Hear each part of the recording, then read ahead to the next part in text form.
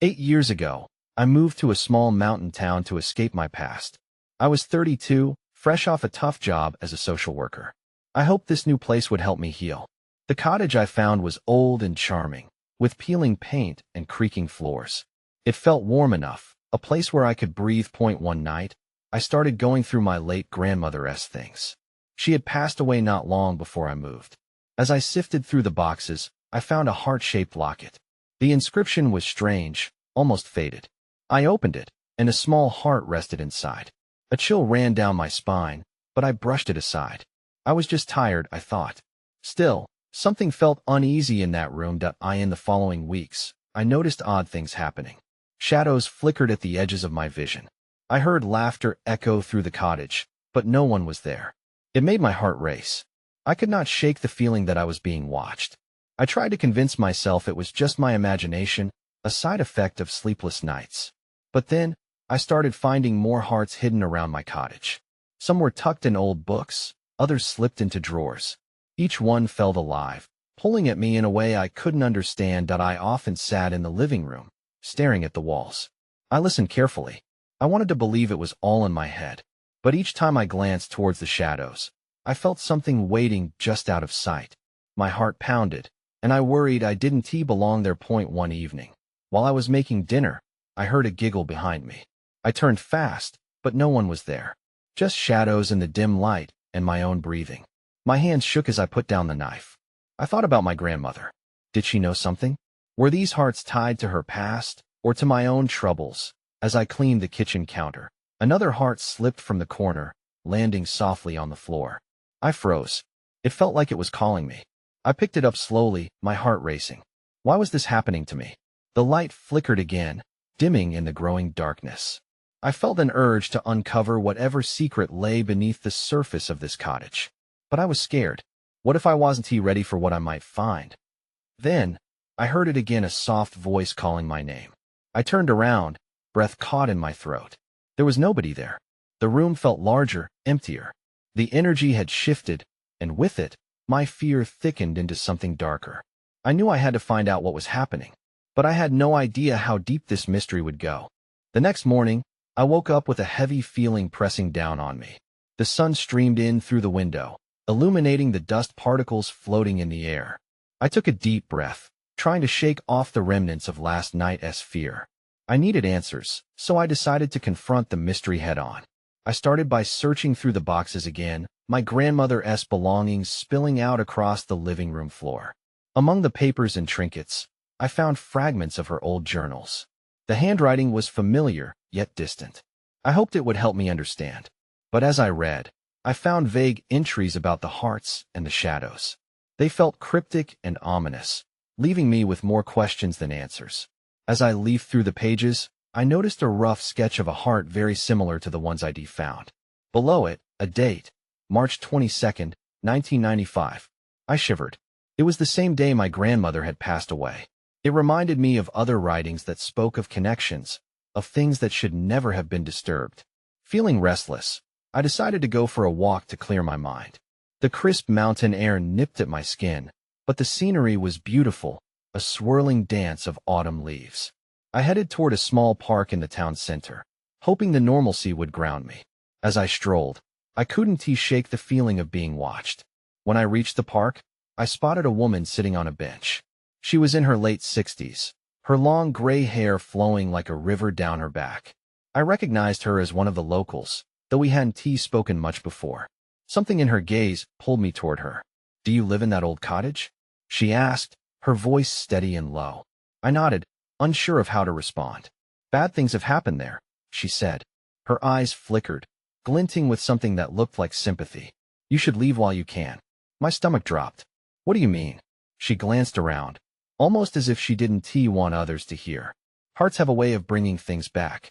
Your grandmother wasn't just a collector. She was a guardian, of sorts." Before I could ask what that meant, she stood up abruptly, her face pale. "Don't let the shadows catch you. They have hooks." With that, she walked away, leaving me breathless and bewildered. I felt a rush of fear. I needed clarity and fast. My grandmother had been a guardian? What did that mean for me? I thought about the hearts hidden around my home and all I had witnessed. Then, Suddenly, a shadow darted across the path. Just a flicker, but it was enough to send me bolting. I raced home, heart pounding.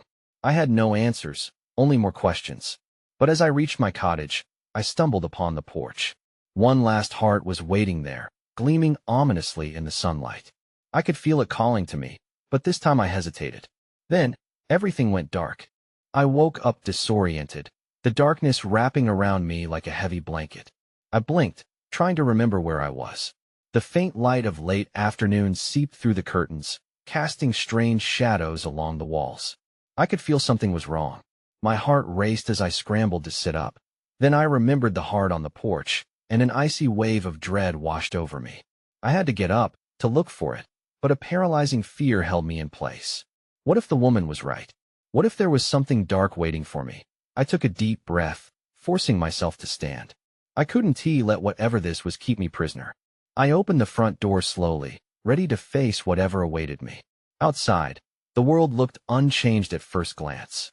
The sun filtered through the trees, their branches swaying lightly. A sense of normalcy was almost comforting, but the memory of that moment, the shadows pressed down hard. I turned toward the porch. Nothing was there. I felt a rush of relief mixed with confusion. Had I imagined the whole thing? But as I stepped onto the porch, I noticed something glistening near my foot. I knelt down and picked it up. It was another heart, the same as the others but slightly larger and less polished. Despite the unease in my gut, I couldn't help but feel a strange pull toward it, and my fingers traced its surface. And in that moment, a chill skittered down my spine. The heart felt warm, almost alive. Suddenly, a vision flashed before my eyes. I saw fragments of shadows swirling, faces obscured, and a cacophony of whispers. "Bring them back," they seemed to say. I stumbled back, dropping the heart as if it burned me that I needed help. I thought of the woman from the park. She had known something. Maybe I could find her and figure this out. After grabbing my jacket, I rushed out of my house, scanning the street for any sign of her. The afternoon light began to fade, and the shadows grew long. I felt a sense of urgency. I reached the park, but she was nowhere to be seen. I called out, my voice trembling, "Hey, do you know where she went?" A couple of park-goers glanced at me, confusion on their faces, but no one seemed to know her. Frustrated, I turned to leave. When I saw the bench where she had sat was now empty, but on it rested a small piece of paper. I approached cautiously, skepticism creeping in. I picked up the parchment and unfolded it. My heart sank as I read the words scrawled across it. "Find the other hearts before it's too late." As I stood there, the air grew heavy, and an unnatural chill swept through the park. Shadows deepened, swirling around me. I could feel something lurking just out of sight, tugging at the edges of my vision. I knew I had to act quickly, but where would I find the other hearts? And what would happen if I didn't? Panic set in, but this time, there wasn't just fear. There was determination. I had to uncover my grandmother's truth, no matter how dark it might be. Just then, I heard a rustling behind me. Someone or something was watching. I turned, ready to confront it, but found only emptiness. My pulse quickened as I hurried back home. I needed to find those hearts now. I rushed through the front door, slamming it behind me. My heart pounded in my chest. I felt like I was being chased, even though I was alone. The air in the house was thick with unease, as if the walls were closing in. I grabbed my phone and scrolled through my contacts, my hands trembling. Maybe someone could help. I paused at my friend Sarah's name. She was always a voice of reason. I dialed her number, biting my lip as I waited. "Hello?" Her voice came through, light and comforting. I forced myself to speak. "Sarah, I need you. Something strange is happening, and it's freaking me out." "What is going on?" she asked, concern threading through her tone. I hesitated, searching for the right words. "I found something, a heart. Not just one, but several. And there's this woman in the park who knows more." There was a brief silence. "A heart? Do you mean a real heart? Like a human heart? That sounds kind of scary." "Not like that. It's not bloodied or anything, but it feels alive. I saw visions when I touched it." "What do you mean visions?" "I don't know. Shadows, whispers I can't explain at all. I just feel like I need to collect them before it's too late. I think you should come over. We can talk more there." "Okay, I'll be there soon." After hanging up, I felt a bit of relief. Talking to her made it feel more real, more manageable. But then I remembered the other hearts. I glanced nervously out the window, certain I saw movement in the shadows of my neighbor's yard. A flicker. I shook my head. I was imagining things. I grabbed my jacket and stepped outside again. The sun sank lower, painting the sky orange and purple, illuminating everything in an eerie glow. I hurried to my car, keeping my gaze forward. Just as I reached for the door handle, something caught my eye. A small shape rested on the windshield. My breath caught in my throat as I saw another heart, this one dull and cracked. I quickly picked it up. A rush of heat shot through my fingers, and I felt the same sensation of warmth that had caused so much confusion before. The whispers returned, this time clearer. Find the others before the night falls. Panic surged in my chest. I needed to leave, but my feet felt glued to the ground. Not now, I muttered under my breath, shaking my head to dispel the voices. I crammed the heart into my pocket, and finally, I managed to pull myself away. When I arrived at Sarah's, I quickly filled her in on everything. She listened, her eyes wide with concern. Do you think it's connected to your grandmother? She asked.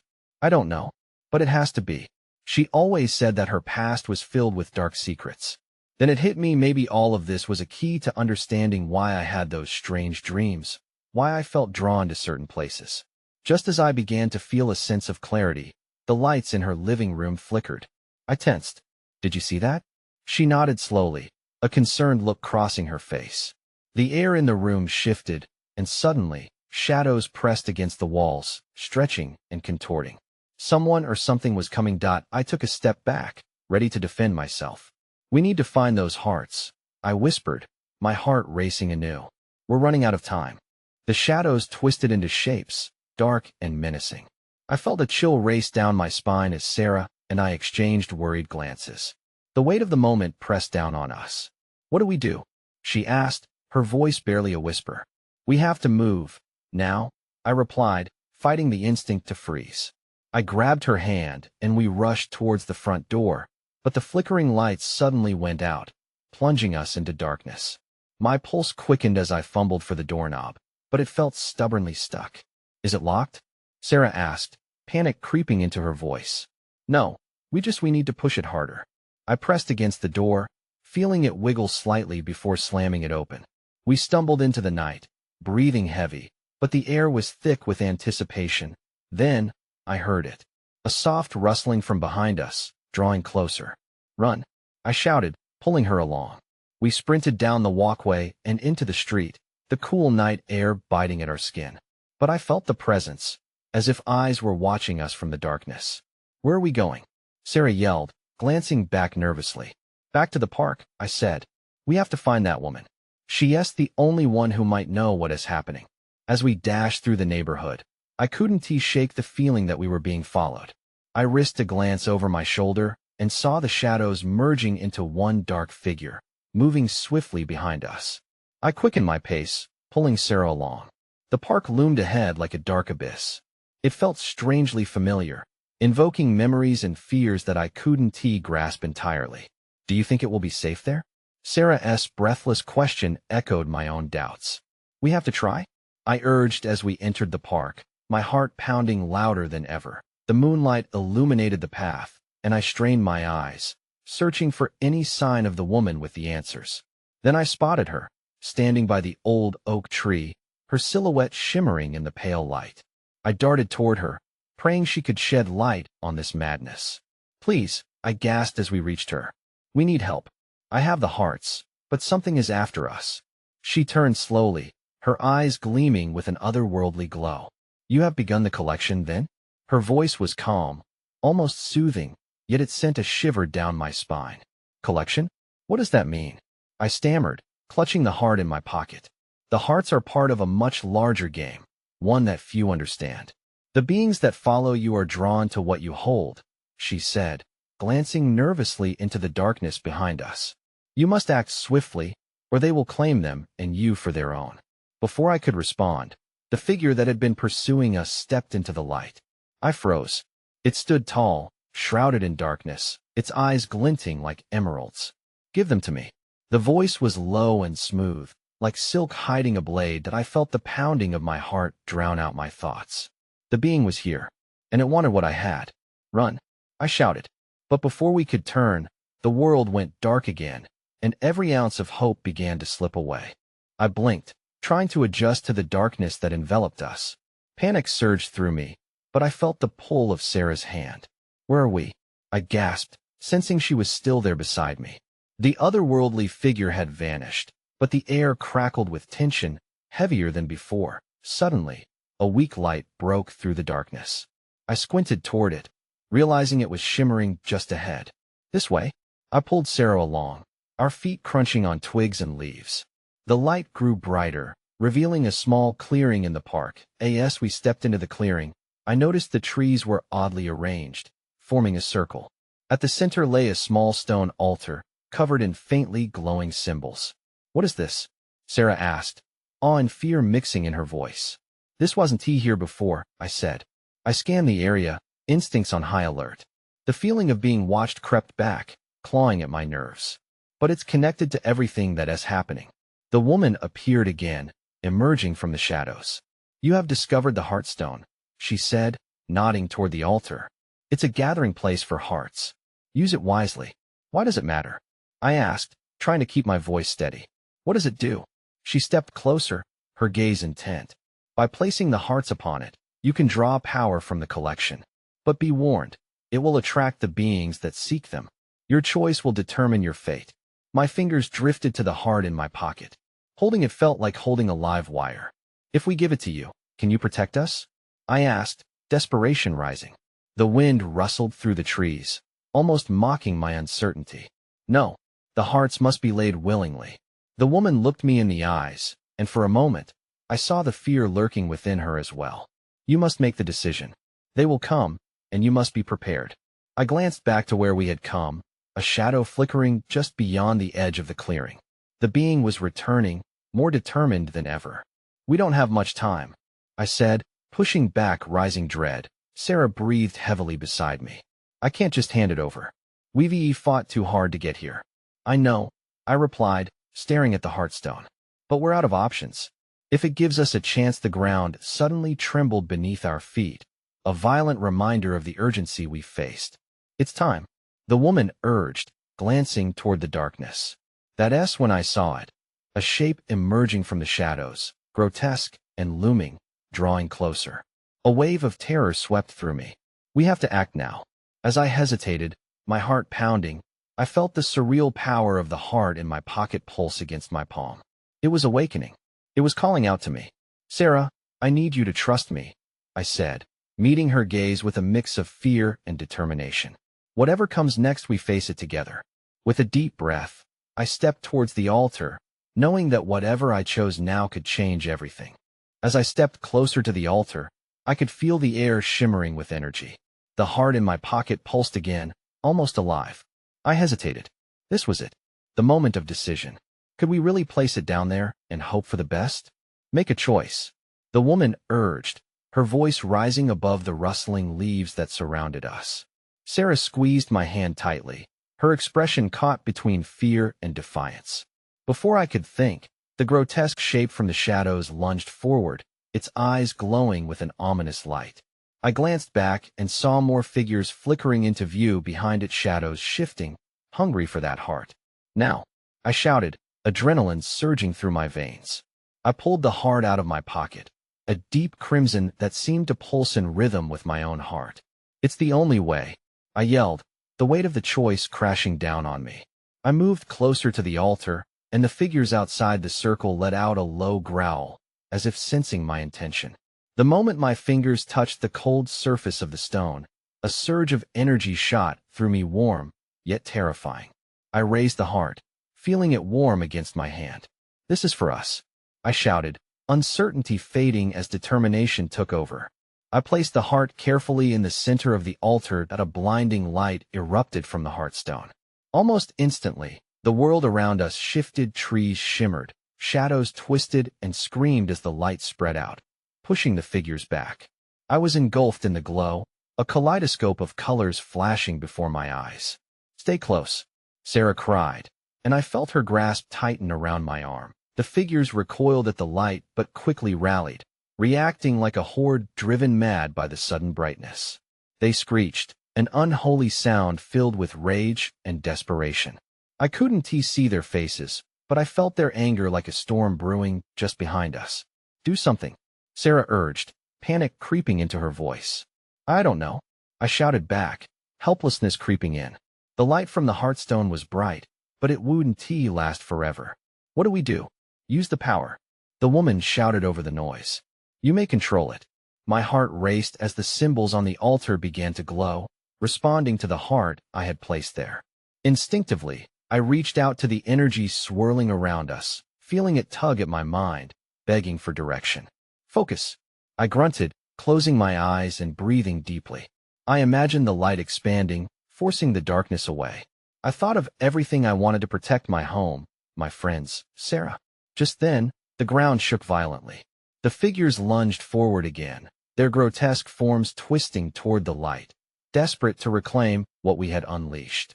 Raising my hand, I felt a strange connection and understanding of the energy coursing through the Hearthstone, and I directed it outward. The light pulsed, growing brighter and stronger, pushing the shadows back further into the darkness. But it wasn't enough. I could still hear their howls, growing louder. And then, amid the chaos, something shifted. A shadow broke free from the crowd, darting toward us with lightning speed. It was different from the others, more solid, more alive. Look out! I screamed just as the new figure lunged for us, its eyes burning with an unnatural hunger. That was when I realized, whatever I had tapped into was far more than I had bargained for. The battle had just begun. The shadow blurred past me, a dark streak against the glowing light. I barely had time to react. I felt a rush of air as it lunged, its claws reaching out. I staggered back, pulling Sarah with me. We both stumbled, nearly losing our footing. Get behind the altar, I shouted, fearing the worst. We dashed forward, the radiant light forming a barrier against the advancing darkness. The figures screamed behind us, furious. I could sense that they were being forced back, but they wouldn't give up without a fight. Sarah scrambled to the other side of the altar, her face pale. What is that thing? She gasped, panting for breath. I don't know, I admitted, eyes wide. The figure slowed to a stop and surveyed us, its features sharp and vicious. It wasn't just another shadow. This one had form, and it looked aware, alive. Focus on the light, the woman urged, somehow still steady despite all the chaos. I could see her shrouded in soft glows, her features resolute, almost commanding. Harness it, make it stronger. I took a deep breath, willing myself to concentrate. The Hearthstone buzzed beneath my fingertips, urging me to command the chaotic currents surrounding us. I reached out, feeling the energy dance in my grasp, trying to direct it toward that shadowy figure. The moment I funneled my thoughts into the light, the Hearthstone erupted. The brilliance expanded, illuminating the clearing. The shadow shuddered, momentarily retreating, howling in anger. My heart raced. It was working. But as soon as I realized it, the new figure gathered itself, eyes burning brighter, locked onto me. It launched itself forward again. Move, I yelled, pushing Sarah to the side. Just as the figure lunged, I thrust my hands forward, hoping to repel it with the radiance. The light swelled, colliding with the shadow. A shockwave pulsed through me as they met, a violent dance of energy. My body trembled with the force of it, and I felt as if I was at the center of a storm. Don't let it break through, Sarah shouted, horror evident in her voice. I'm trying, I grunted. It was taking everything in me to maintain the shield, but cracks began appearing in the light. The shadows surged, claws scraping against the boundary I had created, and I felt the pressure build, threatening to collapse. Use your fear. Channel it. The woman's voice pierced through the din. That was when a thought struck me. My fear wasn't just my own. It was larger, collective. I could feel Sarah's trepidation, the memories of nights spent fearing things that had just out of sight, the times we had both felt like we were being hunted. With a flash of inspiration, I focused on all we had faced, each shadow, every danger I had pushed through. I centered myself in that fear, let it rise and expand, and channeled it into the light. The Hearthstone roared to life, illuminating the clearing like 100 suns. The shadows faltered, wailing in unison. A pathway of brilliant light opened, a fleeting moment of vulnerability. Then everything stopped. The air grew still, the howls cut off abruptly. That's when I saw it, the glimmer of something more, buried deep among the shadows. A dark mass quivered in the edges of the light. Something else was waiting, something worse. My breath hitched. What now? I blinked, uncertainty boiling within me. In that frozen moment, the shadows shifted, retreating slightly. But I could feel they weren't done. They were just gathering strength to launch again. I realized we might have given ourselves a chance, but the real fight had only begun. The shadows stirred, restless and volatile. I gripped the heartstone tighter, feeling its warmth pulse beneath my fingers. Despite the blinding light, the air thickened with tension. The mass beyond the light seemed to coalesce into something more defined, a shape twisted and coiling like smoke. Do you see that? I whispered to Sarah, fear creeping into my voice. She nodded, eyes wide, transfixed by the dark figure. What is it? How do we stop it? I don't know. My stomach churned. Despite the glow, my mind spun with the possibilities. What if it was a trick? What if the light faltered? The shadow surged forward again, elongating into a tendril, reaching for us. We need to hold it back, the woman shouted. I could still feel her presence, strong and steady. Think of the light. It's your only weapon. Determined, I pushed my fears aside and focused harder on the heartstone. I felt the energy of it crackling, building as I extended my hands outward, drawing on every ounce of strength. The brilliant light intensified, forcing the shadow to recoil once more. But then, a horrifying realization struck me. The figure wasn't just a shadow. I could see remnants of faces twisted in agony, within it a chorus of lost souls, trapped and angry. My heart sank. Sarah, they're there trapped. I stammered, terror flooding me. Their anguish seeped into my own fear, amplifying it. I can't look, she choked out, tears forming in her eyes. I didn't know if we could keep this up. Just as I thought we had created a momentary reprieve, darkness erupted, and that twisted figure surged forward again, moving faster this time. I wasn't prepared for the new force. The light buckled under the weight, and then shattered. No, no, I yelled, feeling the cold tendrils wrap around my limbs, pulling me into the void. The heartstone dimmed against the overwhelming shadows. Stay with me. Sarah's voice cut through the chaos, grounding me. She stood firm, the glow encompassing both of us, insistent against the advancing darkness. There was a flicker of hope in her eyes, a stubborn defiance that pushed against the terror. I felt the cold tugging at my resolve. But deep inside, I realized something: they were not only shadows. If they were the victims of their own fear, perhaps there was a way to reach them. Your pain, I shouted, trying to connect with whatever was still human within those shadows. You have to let it go. The swirling mass hesitated, its form shifting unnaturally. The faces twisted in anguish seemed to stare back, and for a fleeting moment, I thought I saw recognition in their eyes. Are you trapped? I called out, desperation in my voice. The shadows pulsed violently, fueling my determination. My hands trembled as I gathered energy, channeling my thoughts into the heartstone. If you can hear me, fight back. You aren't alone. The inner struggle was palpable.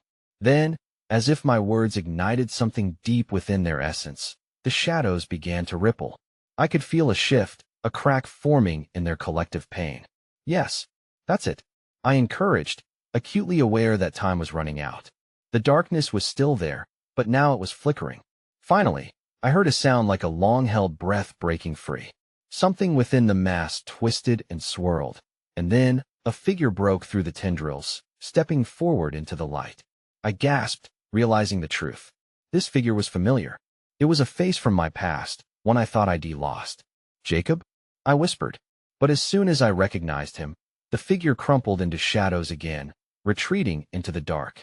The crowd wailing around him echoed louder, and I knew this was far from over. The air pulsed ominously. The real danger was rushing back, and it would come crashing toward us all over again. I felt my pulse quicken. I had to make a choice, but what would it be? Just as the weight of that choice bore down on me, a screech pierced the stillness. Something new was coming, and it was worse than any shadow I had faced before. The shadows clung to the edges of the clearing, swirling wildly as we braced ourselves against the pulsating darkness. My heart drummed in my chest, fear intertwining with a strange sense of purpose. I could still feel the warmth of the heartstone standing firm beneath my fingers. It was a fragile beacon, but it was all we had. I glanced at Sarah, her expression showing the same mix of defiance and terror I felt. "Whatever that is, we can't let it take our hope," I said, my voice steady despite the tremor in my chest. She nodded, wild determination sparking in her eyes, as if in response to our defiance. The darkness rippled violently before us, coalescing into the grotesque figure that had already haunted us. This time it was clearer, more defined, with features marked by anguish and rage, the culmination of countless lost souls, demanding their due. The shadows twisted around it like a storm ready to unleash its fury. "Focus on the light," the woman had urged us. But now, shouting over the cacophony of howls, a thought sparked within me. The Heartstone held the answer, an anchor to guide us within this chaos. "We can use its power to free them," I shouted, desperation fueling my words. "What do you mean?" Sarah yelled back as the monstrous figure gained momentum, the shadows stretching toward us. "How?" "Everything we've collected so far, the hearts, the memories, they're pieces of what these souls were. If we can merge our light with their pain, we can break the cycle. We can save them." The flicker of doubt crossed Sarah's face, but she pushed it aside. "Let us do it." With renewed determination, I grasped the Heartstone, feeling its energy hum beneath my skin. The spirits, the shadows, they needed a voice, an understanding that went beyond fear. "We know you're lost," I shouted, feeling the connection deep within me. "You don't have to remain in darkness. Let us help you find peace." The figure hesitated, the movement faltering momentarily as if thunderstruck by my words. I felt Sarah's hand squeeze mine, our essences merging into the growing light. Together, we projected warmth and compassion toward the swirling shadows, willing them to come forward. "You can break free," we shouted, our chorus rising against their screams. The darkness began to tremble, a ripple cascading through its form. Faces emerged, recognizable yet twisted, their anguish puncturing the air like arrows. "Please," I cried out, heart racing. "You are not alone. We can lift this weight together." The haunting wails shifted into echoes of understanding, and I could feel the resonance building in the Heartstone. With each heartbeat, the warmth surged, reverberating outward. I closed my eyes, letting my essence pour into the light. "You are on the edge of freedom. Embrace it." The figure surged toward us, but this time, it had lost its aggression. It was searching, yearning. The shadows peeled back, revealing an undeniable truth. As if remembering the lives they once lived, I could sense a shift in the atmosphere. The weight of despair that had enveloped the clearing began to lift, replaced by a brilliance that threatened to illuminate the darkest corners of this existence. For the first time, the grotesque figure halted, caught in the ebbing flow of light. But just as our hope blossomed, a darker intent stirred within. The shadows coalesced around us once more, a warning, a reminder of the ever-looming threat. While I could sense the remnants of lost souls beginning to draw closer, I also felt a surge of something foul at our backs, pushing through something that wouldn't accept defeat. "We need to hurry," Sarah urged, her voice trembling. At that moment, time felt suspended. The very fabric of reality felt fragile. We focused hard, willing the light to grow, to consume the bitter shadows surrounding us, growing louder, screaming in protest. "We're so close," I said, almost to myself. That a brilliant surge exploded from the Heartstone, and I felt the harmony of souls resonating around us, an orchestra of memories and emotions. It felt like liberation, a collective cry from both the lost and the liberators. But just as hope flared vibrantly, the darkness stirred again. I felt a looming force gather, ripping through the light, threatening to swallow us whole. "Hold on," I shouted, pure panic slicing through me. The light brightened and stretched, arms of hope reaching towards the threatening mass. One last push, one last collective breath. If we could push back against the gathering shades, if we could embrace them like we had the hearts, we might just stand a chance. As I reached deeper into the well of determination, stretched the light as far as it would go, I felt a surge unyielding. In the eye of the storm, we were not just fighting for ourselves. We were fighting for those entwined with us in shadows, their silent cries becoming our own, every flickering heartbeat a call for freedom. But just then, in the midst of that electrifying light, I felt a cold, searing pain in my side. What I gasped, eyes flickering to the shadows at the edge. Something had reached beyond, something sinister and cruel. I could feel the warmth of Sarah's hands slipping away, the connection slowly dissolving as darkness flooded my vision. No, I screamed, grasping for her as the grasping tendrils of shadow pulled her back. The walls of reality shook violently around us, and in that moment, I felt the paradox of bliss and terror. My heart raced. I was losing everything I had fought for. Then suddenly darkness erupted before me, and the courageous light extinguished. I fell through an endless void, desperately grasping at threads of the reality I had known, and that's when I realized it. Hope wouldn't end here. When I finally opened my eyes again, the world around me, though obscured with whispers, bore shadows entwined with color. I wasn't sure where I was, whether the echoes of what had just occurred lingered in the air or dwindled. The clarity of the Hearthstone felt like an abstraction. But from that chaos, one thing remained true. I could still feel pulsing warmth and radiant energy beckoning like distant stars. There would be a reckoning, a return to that moment. A new path would reveal itself. I steadied my breath and rose to my feet. I saw them, the hearts waiting near the stone altar, edges glistening like pearls amidst their darkness. The journey was far from over. In the distance, shadows shifted, their forms just barely clinging to the edges of my vision. And still unresolved, unanswered would linger between the potential for hope and the gnawing uncertainty that crowded the edges of perception. Questions remained. Had I truly freed anyone? Had the confrontation birthed more danger? Only time would reveal the answers. I moved toward the altar, feeling drawn back to the flickering light as I reached out, ready to peel back the layers of truth, searching for the interwoven hearts of those both lost and ultimately freed. Shadows whispered in a language I could barely comprehend. I was left wondering, would I choose to face them again?